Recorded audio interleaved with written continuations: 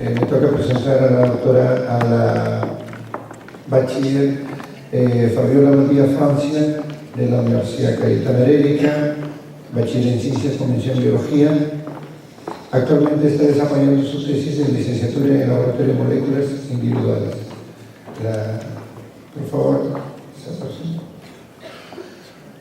Ella nos va a presentar en el adelanto de su tesis, PREFAB, un planteo reportero en el estudio de elementos reguladores de la secreción genética en bacterias. Viene de la Universidad Cayetana Heredia, la recibimos con un aplauso, por favor.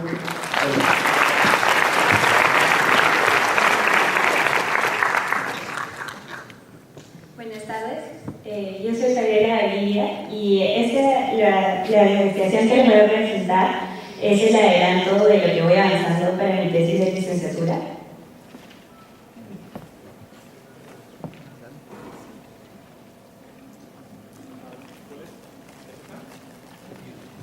Sí, la segunda. Sí.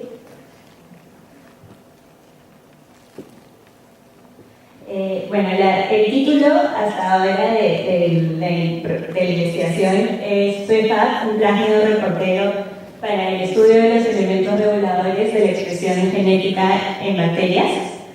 Y siguiente, por favor. La expresión genética es un proceso que está altamente regulado en bacterias y básicamente se trata que la información que está contenida en un gen va a ser transmitida en una proteína y se puede ver la expresión. Ahora, este proceso está altamente regulado en bacterias por diferentes mecanismos. Consiste en un proceso secuencial de la transcripción que luego es seguido a la traducción. La traducción finalmente se expresa en una proteína. En mi caso, voy a usar la proteína verde fluorescente. Siguiente. Sin embargo, así como hay varios factores de transcripción que van a regular la expresión genética, se ha encontrado en estudios recientes que la tasa de crecimiento también es un factor que puede regular la expresión genética. La tasa de crecimiento tiene dos factores en el cual yo me estoy concentrando. Siguiente, por favor. Y siguiente.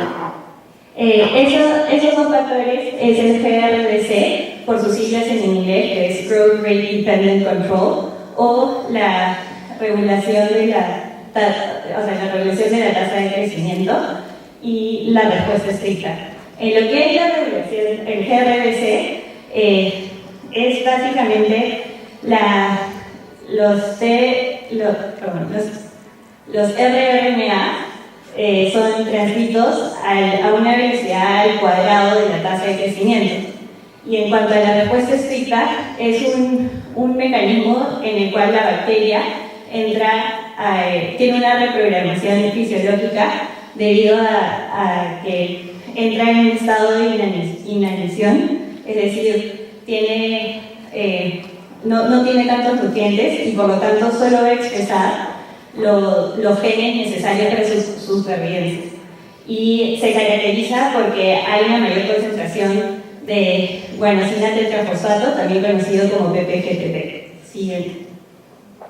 El estudio que yo voy a realizar lo he hecho en el promotor ribosomal rRNBP1. Se escogió, mejor dicho, este promotor debido a que se presentan tanto las dos características, el GRDC y la respuesta estricta. En la pantalla pueden ver el promotor ribosomal se caracteriza por tiene estos tres elementos, FIS3, FIS2 y FIS1, los cuales se creen están relacionados a la expresión del promotor. También posee un up element que son secuencias arriba del promotor que se creen que incrementan, o mejor dicho, se ha encontrado que incrementan la expresión casi 80 veces. Después están los hexámeros de menos 35 y menos 10, y finalmente la posición más 1. Y bueno, acá abajo se puede ver las secuencias que están señaladas por ejemplo, esta de acá es la secuencia AP, que se caracteriza por tener AT, o sea, es una secuencia rica en AT. Y siguiente, por favor. Bueno, el objetivo de este estudio es evaluar cuantitativamente la activación del promotor ribosomal RRNBP1 en Escherichia coli K12 y determinar las consecuencias de alteraciones en los elementos principales del promotor sobre su capacidad de ser regulado por la respuesta estricta. Siguiente, por favor.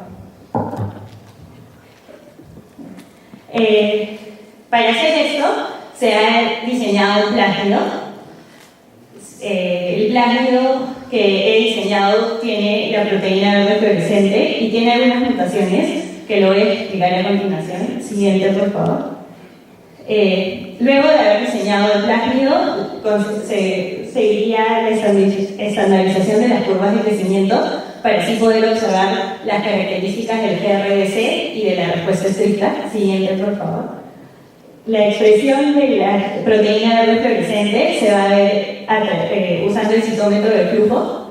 Siguiente, por favor. La inducción de la respuesta estricta se va a hacer usando selenidroxamato. Siguiente, por favor. Y finalmente, debido a que el plásmido que se diseña tiene la capacidad de intercambiar secuencias, se puede evaluar cuál es el efecto si se alteran las secuencias de promotor en la expresión de la proteína. Siguiente, por favor. Bueno, entonces los componentes de un plásmido tenemos el promotor. Sí, como se observa, ya le expliqué, es el promotor RRNBP1. En rojo están las pares de bases que yo he mutado. Esto se hizo in silico, se mutaron los nucleótidos tratando de evitar mucha alteración en lo que es la secuencia y con el fin de crear sitios de enzimas de restricción. Siguiente, por favor. Siguiente. Acá se observa, yo generé cuatro sitios de corte de enzima de restricción, son sitios únicos, y elegí las enzimas DRA3, KP1, BSTB1 y BCL1. Y estas se permite generar 3 fragmentos distintos, o sea, ahí se ven los 3 fragmentos que se puede generar, generando las mutaciones previamente señaladas arriba. Y eso permite que si se puede evaluar, por ejemplo, si se alteran las secuencias en esta zona o en esta zona o ya en la zona del mismo promotor que tiene los hexámeros -35 y -10. Siguiente, por favor. Otros componentes del plásmido que son importantes para su diseño es la secuencia Shine-Galgamo, que está en la secuencia 5'UTR y tiene diferentes.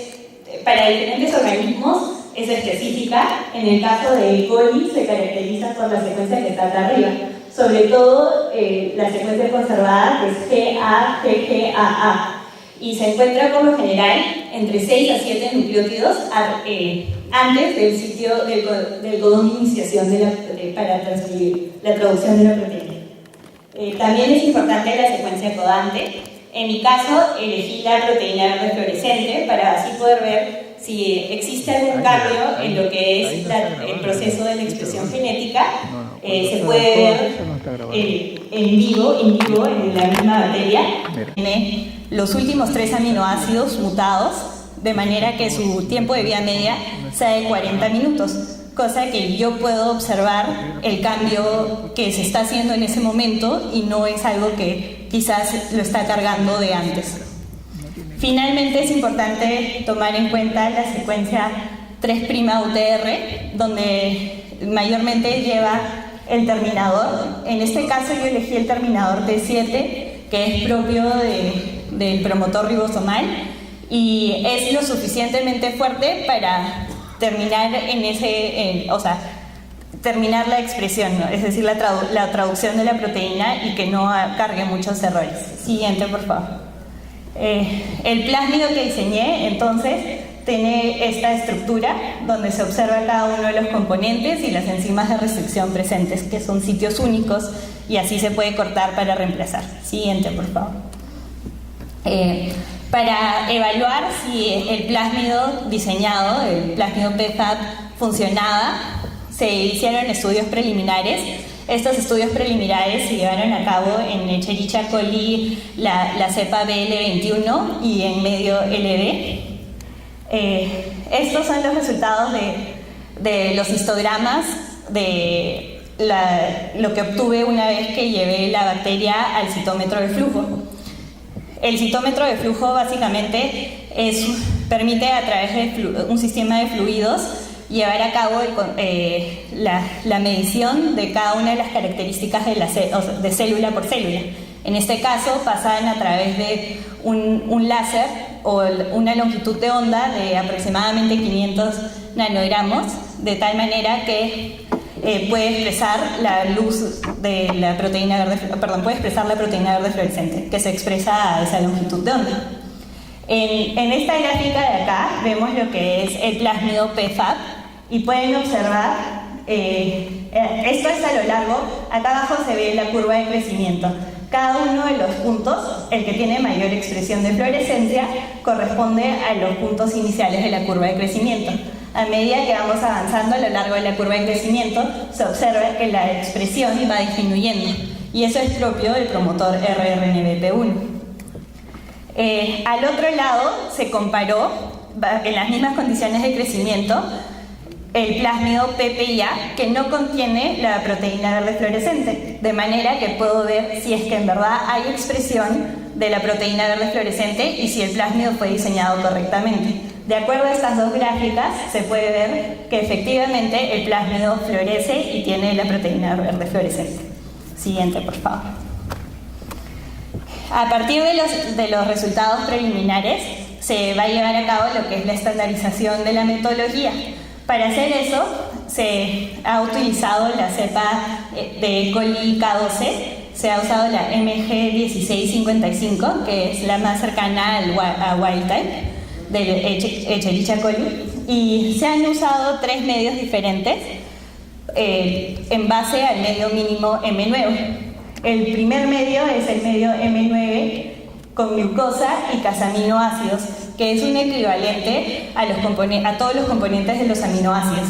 El segundo medio tiene el medio M9, que son sales con glucosa, y el tercer medio también es M9, tiene glucosa y aparte tiene cloruro de sodio, de manera que se está induciendo un estrés osmótico a la bacteria. Estos 3 medios, de acuerdo a un estudio realizado por el grupo de Keren, se observa que tienen 3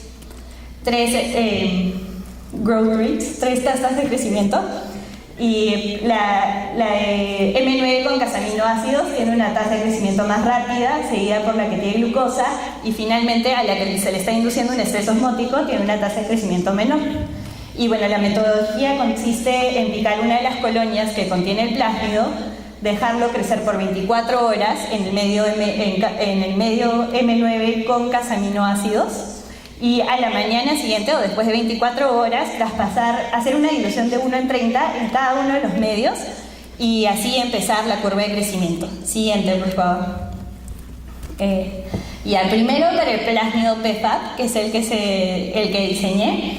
Acá se puede observar, en azul está la gráfica de la curva de crecimiento del plásmido PFAB en lo que viene a ser el medio más rico, el que contiene los casaminoácidos. En rojo está el segundo medio y en verde está el medio más pobre. Y se puede observar que sí, efectivamente hay tres tasas de crecimiento diferentes. Siguiente, por favor. Acá se observa la fluorescencia media, los histogramas para la curva con el medio más rico. Se observan los histogramas y se ve nuevamente que más o menos a esta altura, se empezó en este punto de acá, corresponde a la más alta, a la fluorescencia más alta. Y conforme va avanzando en la curva de crecimiento se ve una disminución en la fluorescencia. Siguiente, por favor. Lo mismo se observa para el medio intermedio, o sea que solo tiene glucosa y las sales.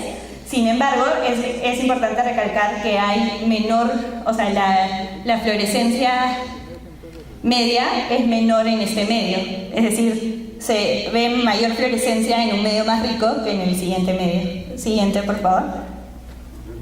Y lo mismo se observa para el medio más pobre, es decir, hay menor intensidad de fluorescencia en donde se está induciendo un estrés osmótico donde se agrega el cloruro de sodio.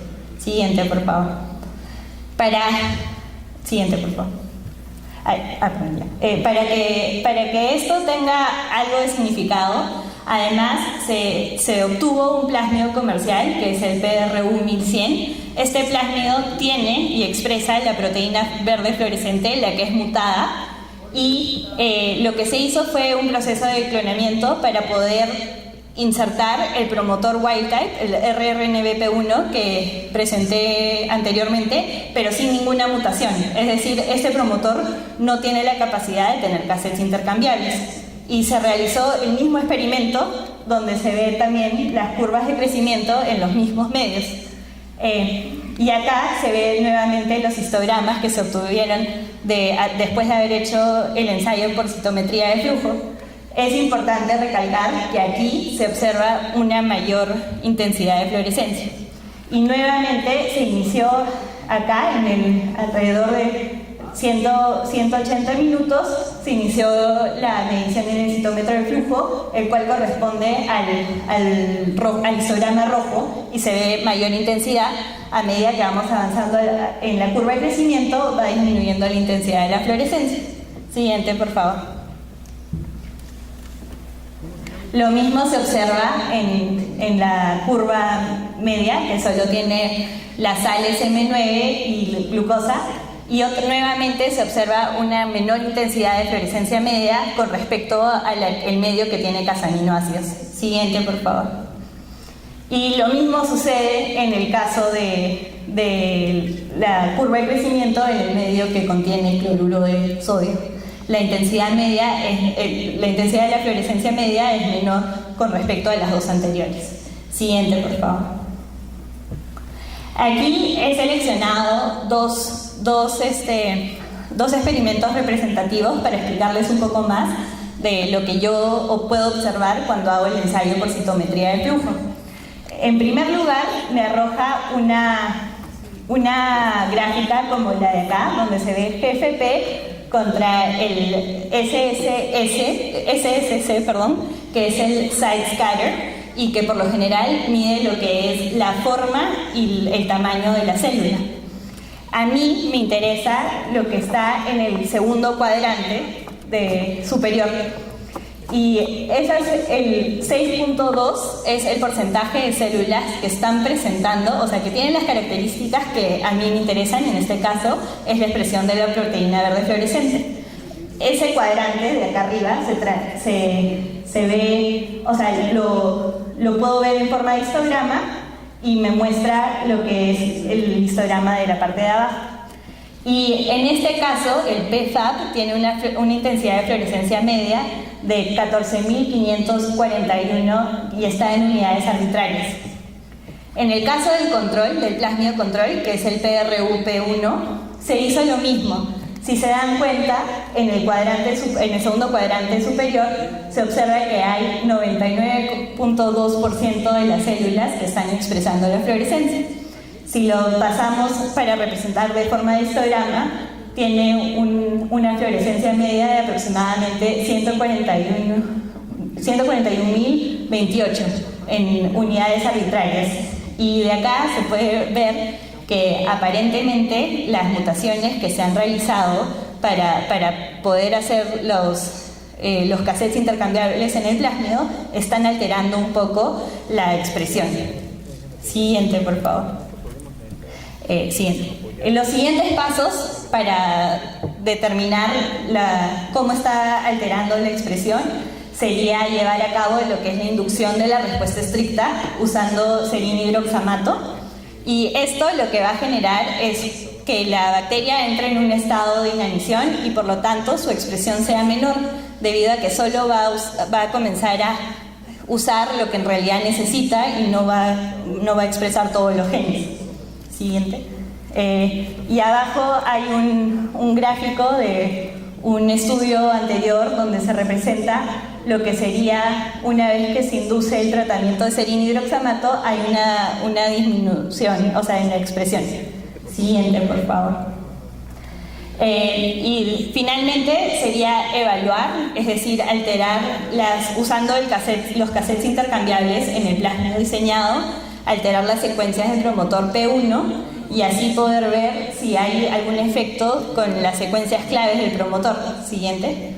Si ese es mi promotor, siguiente, yo puedo eliminar los sitios de FIS3 o FIS2 e insertar otro up element o simplemente eliminar esas secuencias y ver qué efecto tiene. Siguiente, por favor. ¿Qué efecto tiene en la secuencia en sí? Siguiente, por favor.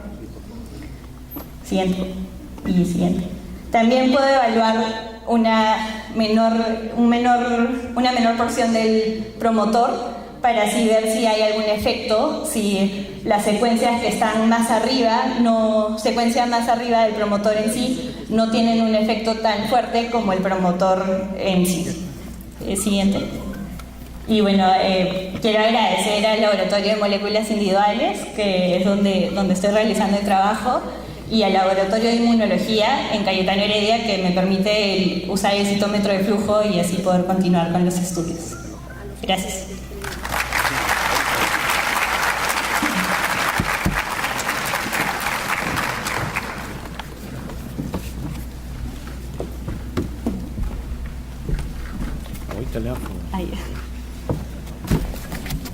Muchas gracias, señorita.